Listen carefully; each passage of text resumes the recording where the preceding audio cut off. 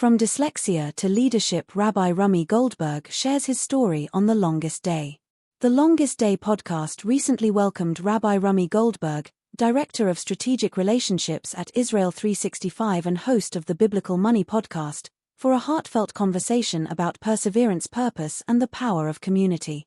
In the episode, Rabbi Rami described what it was like growing up with dyslexia at a time when educational systems were far less accommodating. Diagnosed in third grade, he recalled the sinking feeling of being asked to read aloud in class, something he dreaded so much he would bow his head and hope to disappear. There was a lot less sensitivity back then, he shared. Teachers didn't always understand. But rather than frame dyslexia as a limitation, he spoke about it as a long, quiet challenge that shaped his resilience. With the help of a study partner who insisted he practice reading Talmud daily, he built the skills and confidence that carried him through higher education and beyond. Today, Rabbi Rami holds degrees in computer science, Jewish education, and rabbinical studies, and is the first to admit that getting there took focus, scheduling, and relentless determination.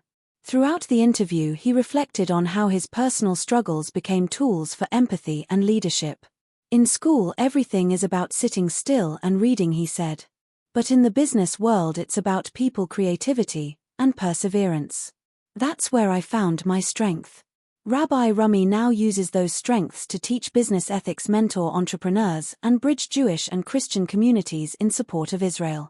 His podcast Biblical Money features interviews with CEOs and thought leaders on the intersection of faith and finance, a topic he believes is long overdue for honest conversation. He also spoke movingly about Israel's current challenges and the unity that has emerged from crisis. Our greatest generation is the one serving in the army today, he said, praising the young people who have put their lives on hold to defend their country. In one especially poignant story, he shared how his wife brought supplies to a displaced mother fleeing rocket fire. When she offered the items, the woman didn't say thank you. Instead, she said, "We're all doing our part." That sentence, Rabbi Rami said, captured the spirit of a nation. You can hear the full interview here.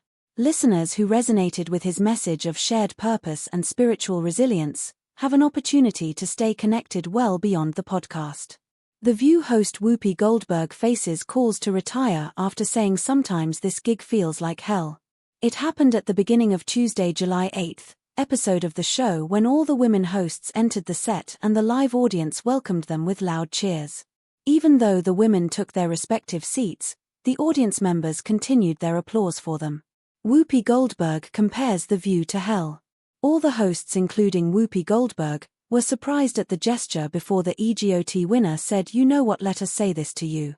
Thank you for that, because sometimes this gig can feel like hell.